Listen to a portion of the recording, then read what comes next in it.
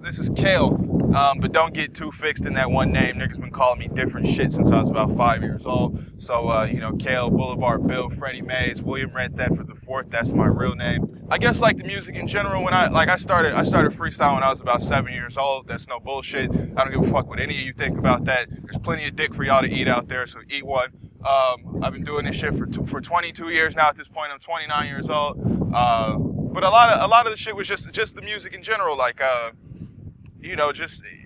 just hearing stuff. And like what really inspired me is I would hear a song and just like I would be really into the hook, like whoever it was, Quick, MC Hammer, NWA, Crisscross, it didn't even fucking matter. Like I hear the hook and just like spit my own shit to the beat, like just take the hook and write my own rhymes to the beat and like, just freestyle some shit. And I've been doing that since, like I said, I was like 7 years old. So in a lot of ways, and this might be kind of shiesty for motherfuckers to hear, but I am my own greatest inspiration, to be real. Like, I couldn't necessarily get into listening to all that type of shit like that when I was 7 years old, but like, me doing me and me like finding how I fit into that shit really paved the way for what it is that happened. I am my own greatest inspiration.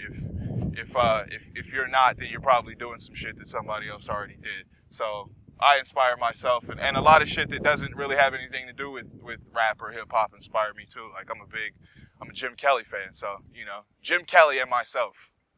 I'd probably say it'd be Yo MTV Raps.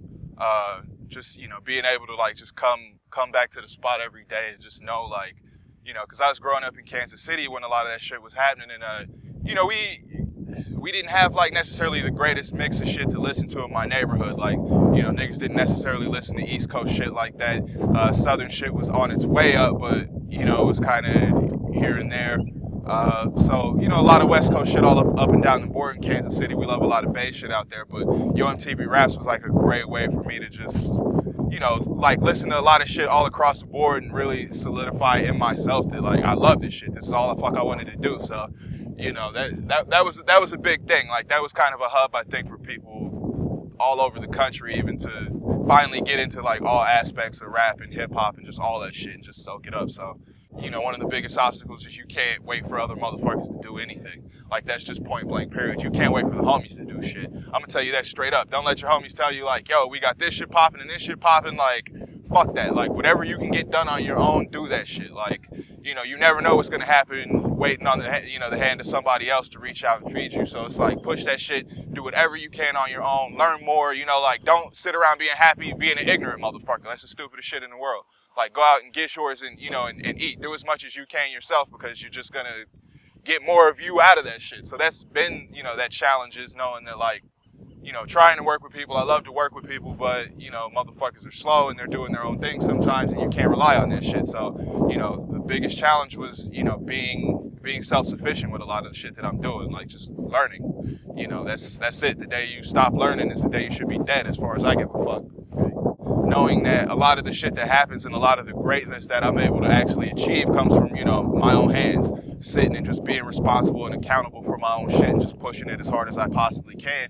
And it's like nobody else can do that shit. Nobody else can get what comes out of Kail's head. So like that's why I'm so confident about it, because there ain't nobody living, breathing, or ever have walked the earth that can come close or even fuck with that. Like, and that's just the mathematics of it. Like anybody who says they can, please come and see me. Like I've got something for you right now. Like that's on everything. That's on 43rd. That's on Easy Money Gang. Really, just like I just want people to say like good or bad. Like this motherfucker did what he was doing. You know what I'm saying? Like everything, had that Kail stamp on it, and we can see that he, his signature was involved in whatever was happening, whatever that shit may be.